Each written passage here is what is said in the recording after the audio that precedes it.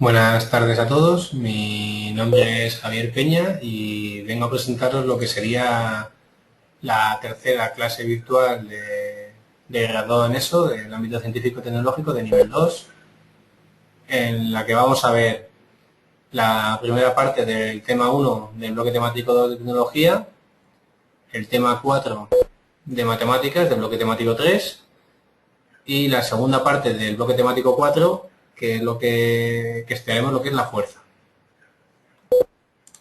Empezando por la asignatura de tecnología,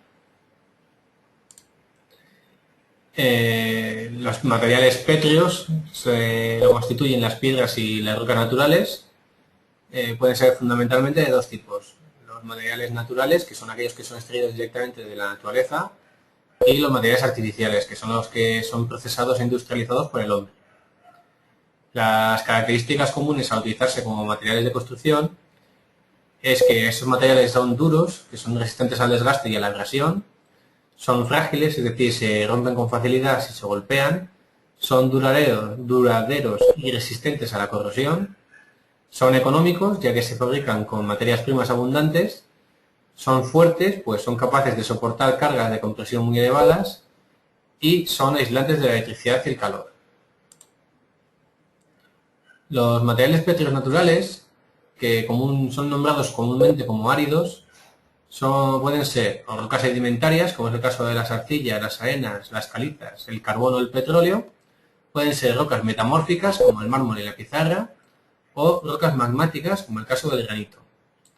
También existen otros materiales de la construcción, como los aglomerantes. Estos materiales, al mezclarse con agua, sufren una serie de transformaciones químicas, que se llama fraguado. Algunos ejemplos de este tipo de materiales son el yeso, el cemento y la cal. Y por último, existen otros materiales cerámicos, los cuales se obtienen al hornear algunos materiales naturales. Al sufrir este proceso de horneo, se considera que son materiales pétreos artificiales. Entre sus características se pueden destacar su resistencia a las altas temperaturas, a la corrosión, a los efectos de erosión, la alta resistencia a agentes químicos, el gran poder de aislamiento térmico y eléctrico. Y dos ejemplos de este tipo de materiales son las cerámicas y los vidrios. Respecto al impacto medioambiental, hay que admitir que la construcción es un gran consumidor de recursos no renovables y una gran fuente de residuos y contaminación. Para lograr una construcción sostenible es necesario romper con los malos hábitos adquiridos y aplicar normas para reducir el impacto. Entre otras se pueden destacar las que aparecen aquí en la pantalla, como dar prioridad al reciclaje, incidir en el proceso de selección de materiales, realizar un estudio de impacto ambiental de los edificios en su primera etapa de diseño, limitar la expansión del suelo urbano y cambiar la tendencia actual de construir en áreas urbanas centrales con la construcción de grandes edificios. Respecto al tema 4 de asignatura de matemáticas, vamos a estudiar la geometría del espacio.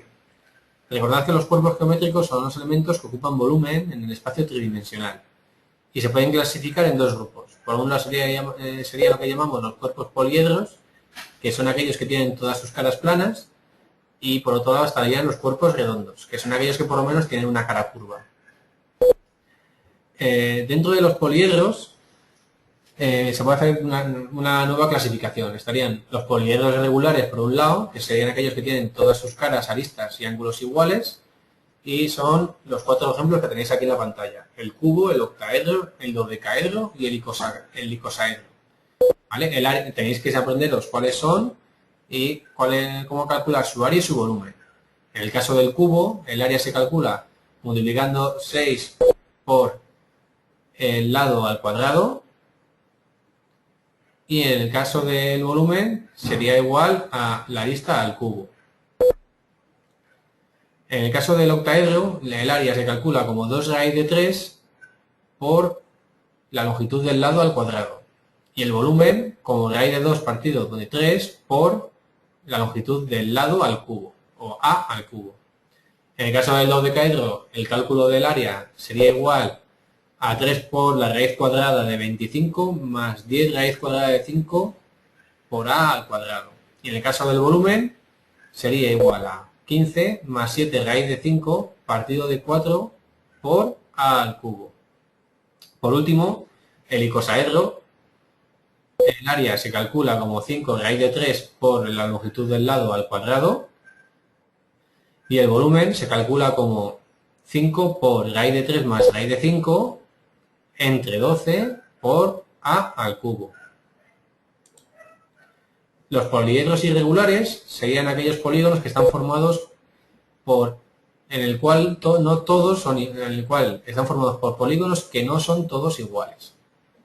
Existen dos grupos principales en este tipo de poliedros. Por un lado, los prismas, que son un cuerpo que está limitado por dos polígonos paralelos e iguales, llamados bases. Y por tantos rectángulos como lados tenga cada base, que son bien las caras. El área lateral de los prismas se calcula multiplicando el perímetro de la base por la altura. Recordad que el perímetro de la base es la suma de todos los lados de la base. Y el área total se calcularía sumando el área lateral más 2 veces el área de la base, o 2 por el área de la base.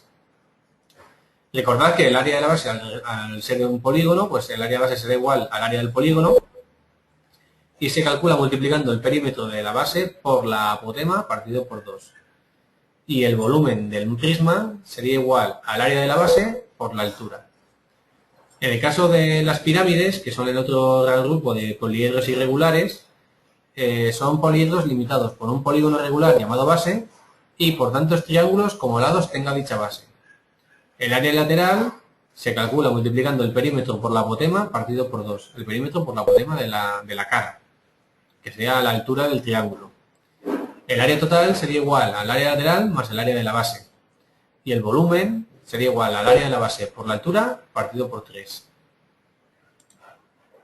Respecto a los cuerpos redondos, vamos a estudiar fundamentalmente 3. Por un lado, el cilindro, cuyo área lateral se calcularía multiplicando 2 por el número pi por r por altura. El área total se calcularía como el área lateral, que hemos dicho antes que se calculaba multiplicando 2 por pi por r por la altura, más 2 veces el área de la base. Como la base de un cilindro es un círculo, pues el área del círculo se calculaba multiplicando pi por r al cuadrado, el área de las bases sería 2 por pi por r al cuadrado, y el área total sería igual a 2 por pi por r al cuadrado más 2 por pi por r por h. Y el volumen de un cilindro se calcula multiplicando el área de la base por la altura, es decir, multiplicando pi por r al cuadrado por la altura. El caso del cono, el área lateral se calcula multiplicando pi por r por g, donde g es la generatriz, que es la línea que une el vértice del cono con cualquiera de los puntos de la circunferencia de la base. El área total será igual al área lateral, pi por r por g, más el área de la base, que sería un círculo, pi por r al cuadrado. Y el volumen es igual al área de la base por la altura, y dividido entre 3, es decir, pi por r al cuadrado por h, por la altura, partido por 3. Por último, la esfera, el área se obtiene de multiplicar 4 por pi por r al cuadrado, y el volumen de multiplicar 4 tercios por pi por r al cubo. Por último, en ese tema 4 se hablan de los planos de simetría. Recordad que son aquellos que cortan una forma sólida en dos partes que son reflejos iguales e idénticos. En poliedros regulares, todos gozan de simetría central respecto a un punto del espacio, que equidista de sus caras y sus vértices y sus aristas. Tienen simetría axial respecto a ejes de simetría que pasan por el centro de simetría anterior, el simetría central, y tienen simetría especular respecto a planos de simetría, que los dividen en dos partes iguales. Por último, vamos a ver la segunda parte del tema 1 de Ciencias Naturales, que era la parte de lo que es la fuerza.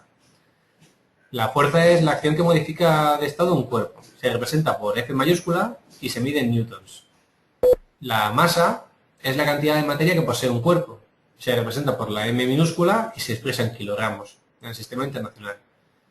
La aceleración es la variación de velocidad en un tiempo. Se representa por A minúscula y se mide en metros partido por segundo al cuadrado. Y el peso, que no debemos de confundir con la masa, es la fuerza. El peso es la fuerza con que la Tierra atrae a un cuerpo y se representa por P mayúscula. Existe, dentro de la fuerza, del estudio del equilibrio de los cuerpos existe una rama que se llama la estática y es la rama de la mecánica que estudia este equilibrio. Se dice que un cuerpo está en equilibrio cuando la suma de todas sus fuerzas que actúan sobre él es cero y por lo tanto no se movería. La medición de las fuerzas, la fórmula para calcular las fuerzas, F es igual a K por X, donde K es una constante característica de un muelle y X es el arrasamiento que se produce en el muelle. Recordad que la fuerza es una magnitud vectorial, por lo que deberemos de conocer no solo su dirección, sino también su sentido y el punto de aplicación para poder sumarlas, restarlas, etc. Las tres fuerzas que mantienen el equilibrio son la fuerza normal, que es aquella que surge cuando un objeto reposa sobre una superficie horizontal. Este objeto se encuentra en reposo, porque la superficie sobre la que se encuentra en reposo ejerce una fuerza sobre el cuerpo igual a la de su peso, pero en sentido contrario. De esta forma, la fuerza normal, que se representa por N, será igual al peso, que se representa por P, pero de sentidos contrarios. La fuerza de rozamiento es la fuerza que se opone al movimiento lateral de un objeto sobre una superficie. Esta fuerza se debe a la interacción de las moléculas del cuerpo sobre la superficie en contacto. Y por último, la tensión, que es la que se da en cuerpos colgados de una cuerda, la cual se tensa y ejerce una fuerza igual al peso que soporta. Por lo tanto, T mayúscula, la tensión, será igual a P, que es el peso. Respecto a la dinámica, existen tres principios que son muy importantes y que debéis de conocer. El primer principio de Newton, o principio de inercia, dice que cuando no se ejerce ninguna fuerza sobre un cuerpo, éste permanece en reposo, y si se mueve, lo hace con un movimiento rectilíneo uniforme. El segundo principio de Newton, o el principio de acción de las fuerzas, dice que cuando un cuerpo se le somete sucesivamente a varias fuerzas constantes, adquiere unas aceleraciones proporcionales a estas fuerzas, pudiendo calcularse la fuerza como el producto de la masa por la aceleración. Y el tercer principio de Newton, o principio de acción y reacción, dice que cuando un cuerpo A ejerce una fuerza sobre otro B, la acción, el segundo ejerce sobre el primero otra fuerza igual y opuesta, llamada reacción. Respecto a los tipos de fuerzas, en el texto se mencionan fundamentalmente tres. Una que sería el peso, del que hemos estado hablando, a no confundir con la masa, y el peso se puede calcular como la masa por la fuerza de la gravedad, G. La fuerza centrípeta sería la segunda de estos tipos de fuerzas, que es la originada en un movimiento circular. La fuerza centrípeta se calcula como el producto de la masa por la aceleración centrípeta y si lo desarrollamos se calcularía como la masa por la velocidad al cuadrado dividido por el radio de la circunferencia del movimiento. Y por último, la última de las fuerzas es la fuerza de rozamiento, que se calcula como un producto de N por nu, donde N es la fuerza normal y nu es el coeficiente de rozamiento. Con esto daríamos por finalizada esta tercera clase virtual de la segunda evaluación del ámbito científico-tecnológico de nivel 2. Recordad que si tenéis cualquier duda puntual respecto a alguno de los temas tratados en esta tutoría virtual, pues podéis escribirme para que os aclare cualquier cosa, o podéis llamarme por teléfono o solicitar una tutoría presencial para que lo veamos mejor en una pizarra. Espero que os haya sido de ayuda y nos vemos la semana que viene. Un saludo.